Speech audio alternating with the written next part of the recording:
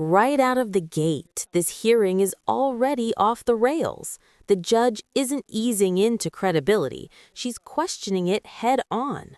When a court starts by doubting honesty, especially about drug use, that's a flashing red warning sign.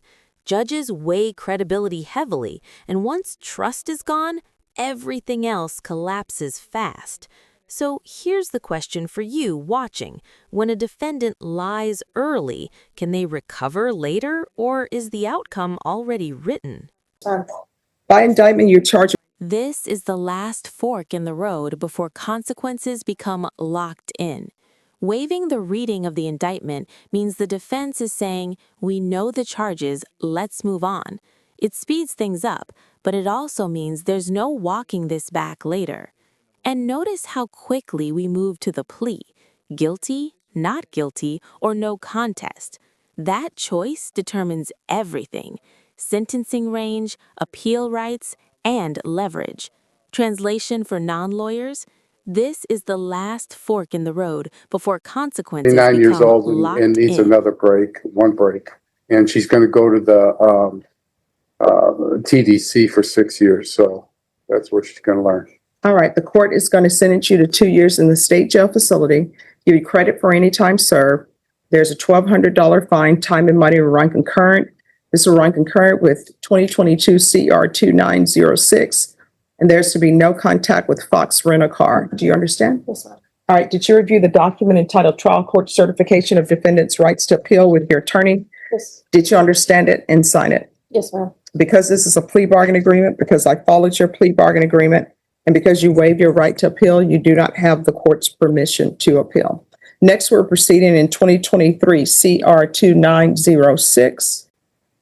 Motion to enter adjudication of guilt and revoke community supervision, and First Amendment motion to enter adjudication of guilt and revoke community supervision with your attorney. Did you understand it? Yes. Are you the same Summer Muniz who was placed on deferred adjudication in 2023 CR 2906 for the offense of tampering with a government record on May 15, 2023 for a period of 6 years? Is that you? Yes, ma'am. All right, State, you may proceed. Yes, Judge. Well, you will be proceeding on violation of Division Number 1, specifically the on or about 3rd day of January 2026, in Berry County, Texas. The defendant, Summer Marie Muniz, committed the offense of fraud and violation of Division Number 1. How do you plead to that? True or not true? True. State, The judge will be waiving the remainder of the allegations. any objections? No objection, Your Honor. That's our understanding. All right, did you understand by pleading true to violation of condition number 1, the court could find it true, grant the motion, find you guilty, sentence you up to 10 years in the prison and up to a $10,000 fine? Knowing that, do you still wish to plead true to violation of condition number 1? Court will find violation of condition number 1 true. Is there a proposed agreement? Yes, Judge.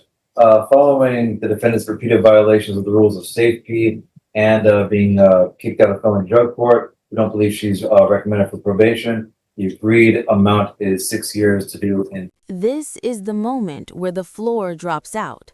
By pleading true to a violation, the defendant is essentially saying, "Yes, I broke the rules." And once that happens, the court regains full power, up to 10 years on the table. The judge even explains it plainly, and still the plea stands. That's not just a legal decision, that's a life-altering gamble. Would you take that risk hoping for mercy? I know they didn't give me an extension. All right, this is what the court is going to do. The court will find you guilty, revoke, sentence you to 6 years in the prison, give you credit for any time served, and they'll make a determination on whether or not you successfully completed inpatient treatment or not. But the court will give you credit for any successful completion of inpatient treatment. Legally, that's required.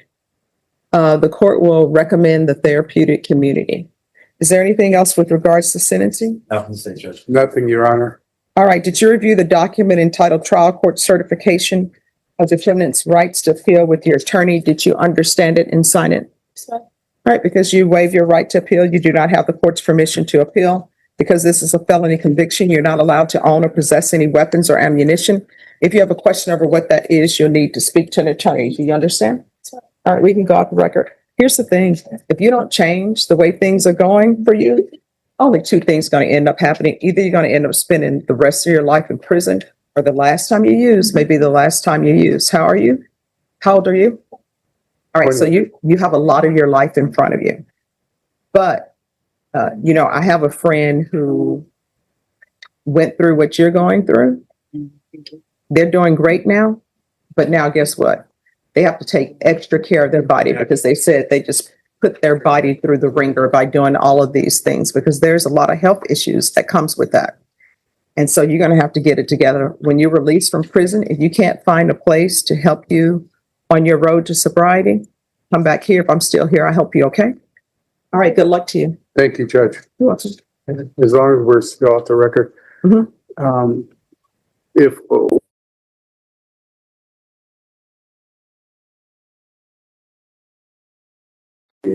Thank you very much. May I You're be welcome. excused? Yes.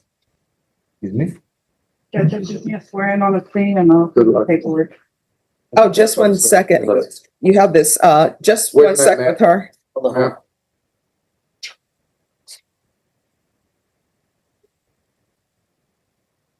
Thank you very much, Judge.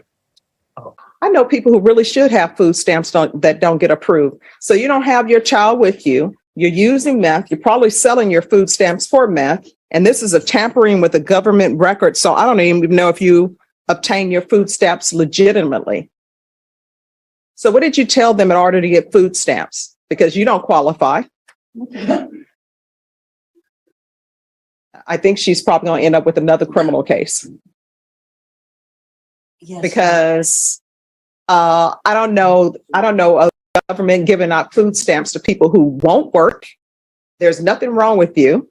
You don't have your child with you. Somebody else is taking care of your child. Oh, no, not for me. Thank you. I have to look for work. It's like one of the conditions that they gave me in order to get food stamps, so I'm supposed to be going to the workforce. Well, you're obviously doing a poor job. Take in consideration, vote. And I'm going to want field visits 1 time per week until further notice. Probation, is there anything else she needs? Oh, I'm sorry, 1 time per month. Probation would have got a shock. We can go off the record.